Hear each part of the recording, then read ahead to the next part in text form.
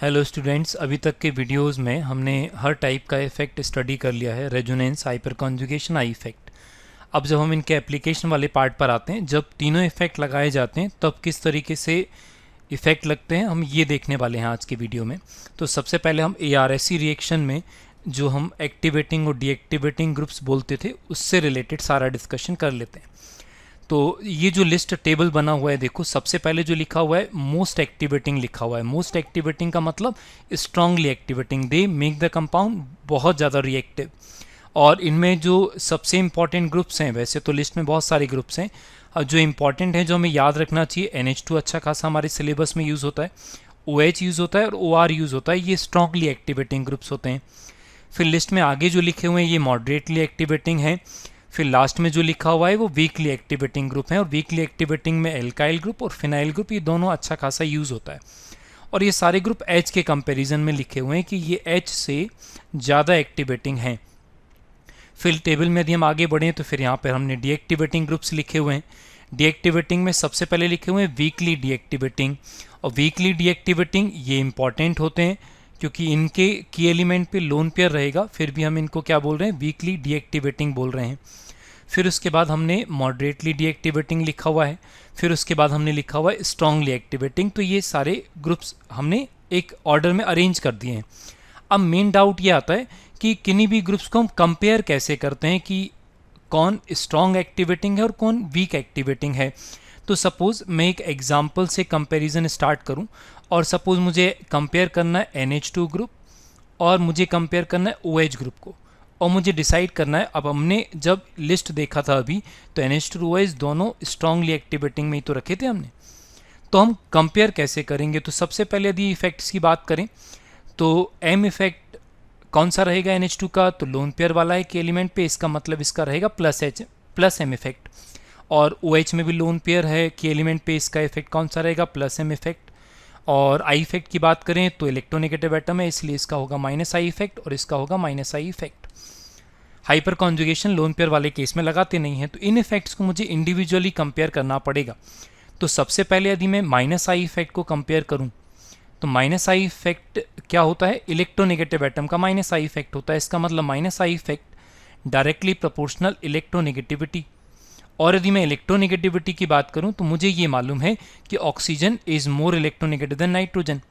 इसका मतलब ये कंफर्म है कि minus I effect of OH is greater than minus I effect of NH2। इसका मतलब NH2 का माइनस आई इफेक्ट कम है, OH का माइनस आई इफेक्ट ज़्यादा है। ये हो गया माइनस आई इफेक्ट का कंपैरिजन। अब यदि मैं प्लस M इफेक्ट का कंपैरिजन करूं तो देखो प्लस M इफेक्ट है क्या? प्लस M इफेक्ट का मतलब है रेजोनेंस, रेजोनेंस जिसमें इलेक्ट्रॉन डोनेट किया जाता है। और हम हमेशा बोलते हैं कि रेजोनेंस का असर हमेशा रेजोनेंस लिखने के बाद मालूम चलेगा। इसका मतलब यदि मैं यहाँ पर रेजोनेंस लिख कर देखूँ तो मैं स्ट्रक्चर्स ड्रॉ कर लेता हूँ पहले। इन स्ट्रक्चर्स में यदि मुझे NH2 का प्लस M इफेक्ट लगाना है, प्लस M इफेक्ट लगाना है, इसका मतलब ये क्या करेगा? ये लोन पेयर इलेक्ट्रॉन डोनेट करेगा और ये वाला बॉन्ड पेयर हटेगा। और यदि ऐसा हुआ तो होगा ये कि यहाँ पर आ जाएगा नेगेटिव चार्ज और यहाँ पर बन जाएगा NH2 प्लस। ये इसका प्लस M इफेक्ट है। जब मैं प्लस M इफेक्ट लिखूंगा तो ये कंडीशन बनेगा। अच्छा, यदि मैं OH के केस में प्लस M इफेक्ट लिखूंगा तो OH का क्या करेगा? इलेक्ट्रॉन डोनेट करेगा और नेगेटिव चार्ज कहाँ पर आ जाएगा? ऑर्थो पे। तो यहाँ पर आ गया नेगेटिव चार्ज। अब यदि मैं ऑक्सीजन की कंडीशन देखूँ तो ऑक्सीजन पे यहाँ पर H है, एक पॉजिटिव चार्ज आ जाएगा और एक रहेगा लोन पेयर। अब जरा ध्यान से देखें तो हुआ क्या? रेजोनेंस के कारण, रेजोनेंस का असर रेजोनेंस लिखने के बाद पता चलेगा। तो रेजोनेंस लिखने के बाद क्या हुआ? तो मैं यहाँ पर लिख देता हूँ due two plus M effect, due two plus M effect positive charge is developed eight oxygen and nitrogen. Oxygen और नाइट्रोजन पे पॉजिटिव चार्ज डेवलप हो गया है। और चूंकि यदि तुम्हें ये मालूम है कि इलेक्ट्रोनेगेटिविटी का order oxygen is more electronegative than nitrogen, तो तुम्हें फिर ये भी आइडिया है कि स्टेबिलिटी किसका ज़्यादा रहेगा।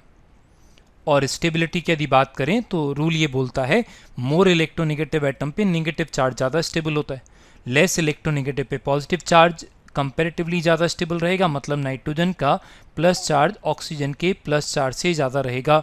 इसका मतलब जब नाइट्रोजन इलेक्ट्रॉन डोनेट करता है तो कंपैरेटिवली मोर स्टेबल स्ट्रक्चर बनाता है, मतलब कंपैरेटिवली लेस अनस्टेबल स्ट्रक्चर बनाता है। इसका मतलब ये कंफर्म हो गया कि इलेक्ट्रॉन डोनेट करने का टेंडेंसी NH2 का बेटर रहेगा एज कंपेयर टू ऑक्सीजन का इलेक्ट्रॉन डोनेट करने का टेंडेंसी। इसका मतलब प्लस एम इफेक्ट किसका ज़्यादा हुआ? प्लस एम इफेक्ट NH2 का ज़्यादा हुआ। अब यदि मैं ओवरऑल कंपैरिजन पर आऊँ तो ओवरऑल कंपैरिजन में चलो डिसाइड कर लेते हैं NH2 और OH के कंपैरिजन में हमने क्या देखा। यदि मैं प्लस एम इफेक्ट की बात करूं तो NH2 का प्लस एम और OH का प्लस एम अभी डिसाइड हुआ था किसका प्लस एम इफेक्ट ज़्यादा था? NH2 का प्लस एम इफेक्ट ज़्यादा था।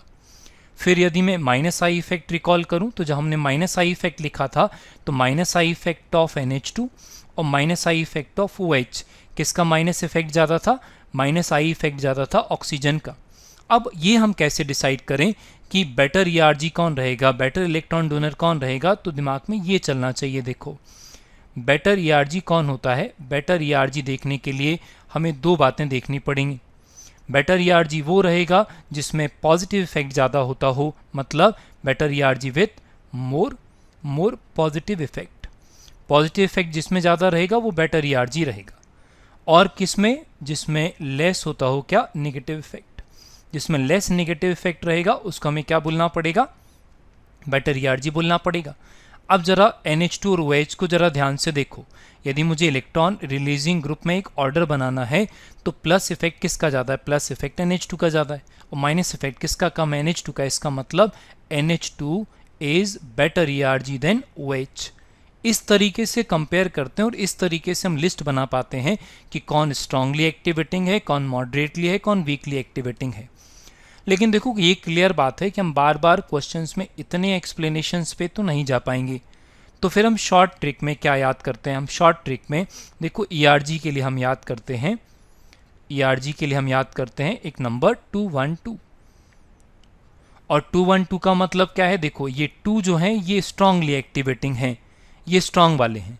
ये क्या हो गए? ये स्ट्रांग वाले हो गए। ये मॉडरेट वाला हो गया, ये वीक वाला हो गया।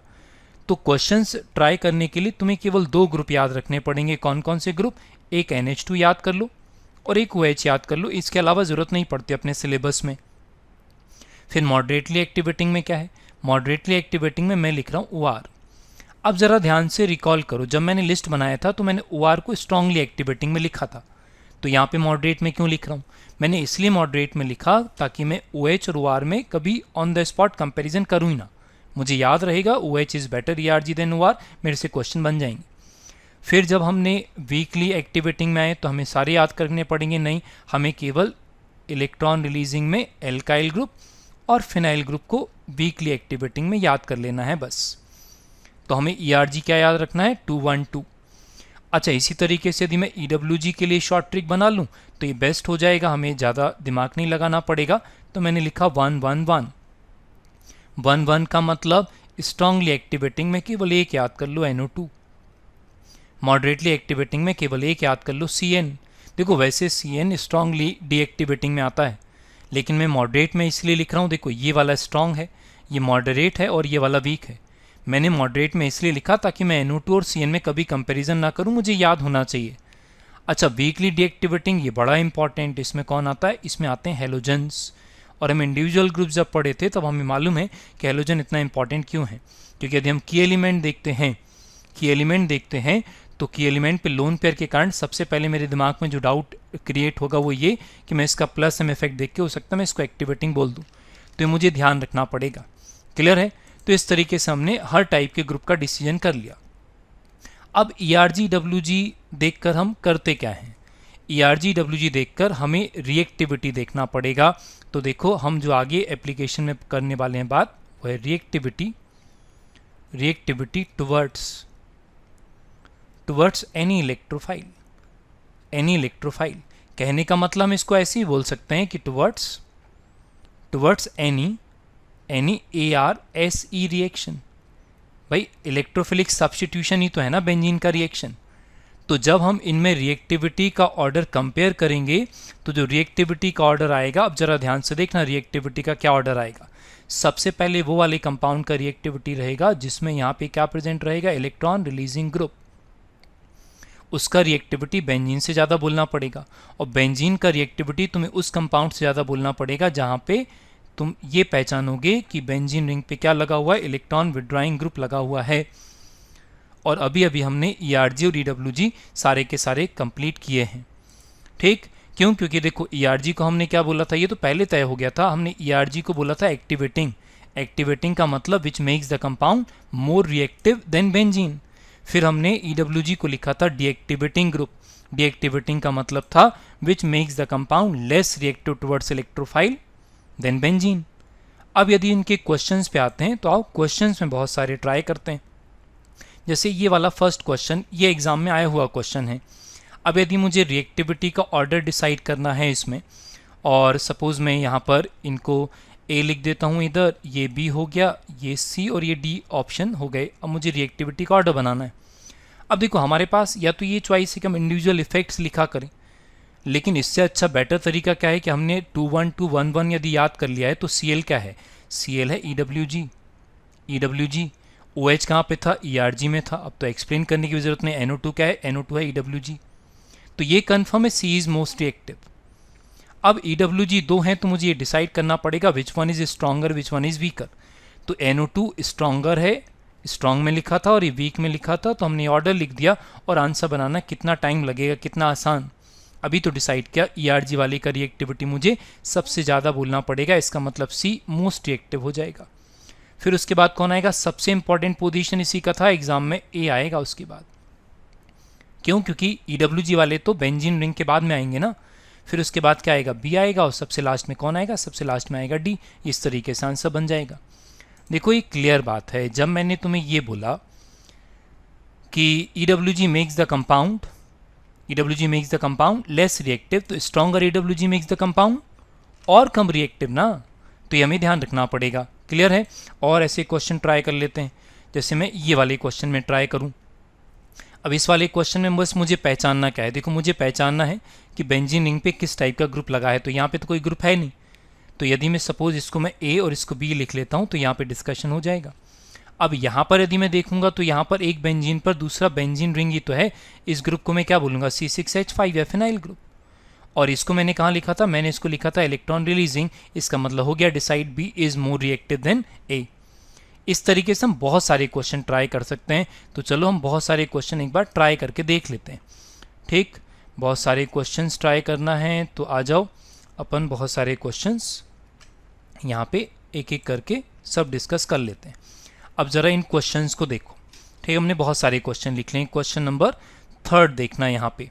अब पहली ज़रूरी बात, यदि मुझे रिएक्टिविटी का ऑर्डर लिखना है इन 4 कंपाउंड में, तो यहाँ पर ये ग्रुप क्या है, यहाँ पर है CH3, यहाँ पर क्या है, यहाँ पर है CH2CH3, यहाँ पे CH2CH3 होगा ना, और यहाँ पे क्या होगा, यहाँ पे होगा CH, यहाँ CH3 और यहाँ पे CH3। हालांकि अंडरस्टूड है, फिर भी एक बार लिख देते हैं, एक्सप्लेनेशन कंप्लीट ही हो जाएगा। यहाँ पे CH3 और यहाँ पे CH3 हो गया ये। अब ध्यान से देखें तो सबसे पहले मुझे क्या लगाना होता है, देखो चारों एल्काइल ग्रुप हैं तो क्या है, वीकली एक्टिवेटिंग है ये। अब यदि मैं इफेक्ट्स की बात करूं तो सबसे पहले रेजोनेंस वो CH3 में लगाते नहीं, आई इफेक्ट सब में लगेगा। उससे स्ट्रॉन्गर इफेक्ट कौन सा, हाइपर कॉन्जुगेशन। और हाइपर कॉन्जुगेशन के लिए मुझे क्या देखना पड़ता है, अल्फा H, और अल्फा कौन सा है, डबल बॉन्ड का एडजेसेंट, ये अल्फा है यहाँ पे। और यदि ये वाला अल्फा है तो जरा अल्फा H काउंट करो, यहाँ पे है 3 अल्फा H, इसमें है कितना है 2 अल्फा H, इसमें कितना है 1 अल्फा H, और इसमें कितना है 0 अल्फा H। इसमें 0 अल्फा H मतलब हाइपर कॉन्जुगेशन होगा ही नहीं।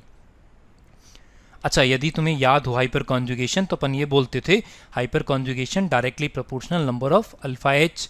इसका मतलब यहाँ पे क्या होगा, मोर प्लस H इफेक्ट। इसका मतलब ये स्ट्रॉन्गर ERG, इसका मतलब रिएक्टिविटी का ऑर्डर क्या हो जाएगा, रिएक्टिविटी का ऑर्डर हो जाएगा ये। और ये बहुत इंपॉर्टेंट क्वेश्चन है, ध्यान से। तो मोस्ट रिएक्टिव कौन होता है इन चारों में से, मोस्ट रिएक्टिव होता है टॉल्यूइन। क्लियर है? फिर नेक्स्ट एग्जाम्पल पे आते हैं। एग्जाम्पल नंबर 4 में देखो, ये ऐसे ग्रुप हैं जो हमने शॉर्ट ट्रिक में याद ही नहीं करे थे, तो फिर मुझे क्या करना पड़ेगा, इनके इंडिविजुअल इफेक्ट्स भी तो लिखना सीखा है हमने। तो यदि हम इंडिविजुअल इफेक्ट्स की बात करें तो NH3 के इंडिविजुअल इफेक्ट्स में ज़रा याद कराओ। क्या इसमें M इफेक्ट लगाते हैं, गलत। And nitrogen can not form 5 bonds due to absence of d orbital. तो इसका मुझे केवल क्या लिखना पड़ेगा, केवल मुझे लिखना पड़ेगा -I इफेक्ट। अच्छा यहाँ देखना, जब मैं PSC प्लस का लिखूंगा तो मैं माइनस एम भी लिख रहा हूँ, मैं माइनस आई भी लिख रहा हूँ। इसका मतलब यहाँ पे मोर नेगेटिव इफेक्ट, इसका मतलब ये हो जाएगा स्ट्रॉन्गर EWG और ये हो जाएगा वीकर, कंपेरेटिवली वीकर EWG। और ज़्यादा रिएक्टिव कौन हो जाएगा? तो सीधी बात है, stronger EWG makes the compound बहुत कम रिएक्टिव। इसका मतलब NH3 प्लस वाला comparatively more reactive than PH3 plus वाला ग्रुप। और एग्जाम्पल आ जाते हैं, ये बढ़िया एग्जाम्पल है नंबर 5 वाला। देखें नंबर 5 वाले में देखेंगे तो NH2 ERG है, OH ERG है, O माइनस कैसा है? ERG है, ठीक, और CH3 कैसा है? ERG है। अब यदि मैं कंपेयर करूं तो सबसे इंपॉर्टेंट बात इस ग्रुप को देखना, यहाँ पे जो O माइनस लगा है ये देखो, ये स्ट्रॉन्गेस्ट ERG है इन चारों में से। क्यों? देखो O माइनस का मतलब नेगेटिवली चार्ज्ड ग्रुप, और यदि मैं OH या NH2 में कंपेयर करूं तो कॉमन सेंस बोलता है negatively charged group is more activating than neutral group. भाई माइनस ज़्यादा अट्रैक्ट करेगा ना प्लस चार्ज को, इसलिए नंबर 1 तो कौन रहेगा? O minus. और NH2OH में अभी कंपेयर किया था तो नंबर 2 कौन हो जाएगा इन चारों में? NH2। नंबर 3 हो जाएगा OH और नंबर 4 हो जाएगा कौन? CH3। अब यदि मैं यहाँ पर इनको मार्क कर देता हूँ A, B, C और D, तो इनमें रिएक्टिविटी का ऑर्डर क्या हो जाएगा? रिएक्टिविटी के ऑर्डर में सबसे पहले आएगा C, फिर उसके बाद आएगा A, फिर उसके बाद आएगा B और सबसे लास्ट में कौन आएगा? D। ठीक, अच्छा क्वेश्चन है, ध्यान से ना, हमेशा याद रखना। फिर नंबर 6 वाले में देखें, नंबर 6 वाले में बात करेंगे तो यहाँ पे क्या लगेगा? प्लस H इफेक्ट लगेगा, यहाँ पे भी प्लस H इफेक्ट लगेगा। D का मतलब ड्यूटेरियम। कैसे लगेगा प्लस H इफेक्ट? तो एक बार लिख के देख लेते हैं। भाई CH3 में यहाँ पे बोलते थे ना, एक कार्बन हाइड्रोजन वाला बॉन्ड का इलेक्ट्रॉन यहाँ पर ट्रांसफर होगा ऐसे, और यहाँ पे कौन से बॉन्ड का? कार्बन ड्यूटेरियम बॉन्ड का इलेक्ट्रॉन ट्रांसफर होगा यहाँ पे। तो यहाँ पर हाइपर कॉन्जुगेशन डिसाइड करेगा कौन? Bond strength. हालांकि इनऑर्गेनिक साइट का इंफॉर्मेशन है, लेकिन फिर भी बॉन्ड स्ट्रेंथ यदि मैं कंपेयर करूंगा तो कार्बन ड्यूटेरियम और कार्बन हाइड्रोजन में से बॉन्ड स्ट्रेंथ कार्बन ड्यूटेरियम का ज़्यादा है। इसका मतलब कार्बन ड्यूटेरियम बॉन्ड डिफ़िकल्टी से ब्रेक होगा। डिफ़िकल्टी से ब्रेक होगा तो रिंग में ये सप्लाई नहीं कर पाएगा, और सप्लाई नहीं कर पाएगा इसका मतलब बेटर ERG कौन हुआ? बेटर ERG हुआ CH3। इसका मतलब CH3 में मोर प्लस H इफेक्ट रहेगा कंपेरेटिवली CD3 के। और यदि ऐसी बात है तो फिर CH3 वाला रिंग मोर रिएक्टिव हो जाएगा देन CD3 वाला रिंग। अब तुम बोलो इसमें आई इफेक्ट क्यों नहीं लगाया? तो मैं तो कब से बोल रहा हूँ कि आई इफेक्ट नहीं लगाते हैं। क्यों नहीं लगाते हैं? क्योंकि हमने तुम्हें बोला कि सबसे पहले रेजोनेंस डिसाइड करता है, फिर कौन डिसाइड करता है? फिर हाइपर कॉन्जुगेशन डिसाइड करता है, फिर उसके बाद डिसाइड कौन करता है? उसके बाद डिसाइड करता है हाइपर कॉन्जुगेशन। तो इस तरीके से हम रिएक्टिविटी ऑर्डर डिसाइड कर सकते हैं। ठीक, इस वीडियो में इतना ही। नेक्स्ट वीडियो जब हम अपलोड करेंगे तब उसमें देखना तुम, उसमें हम मेजर माइनर, जब हम रिएक्टिविटी देखेंगे तो इसमें प्रोडक्ट कैसे बनेगा, कहाँ पे बनेगा, और मेजर माइनर प्रोडक्ट कैसे बनाते हैं, इसके बारे में डिस्कशन करेंगे। ठीक, थैंक यू।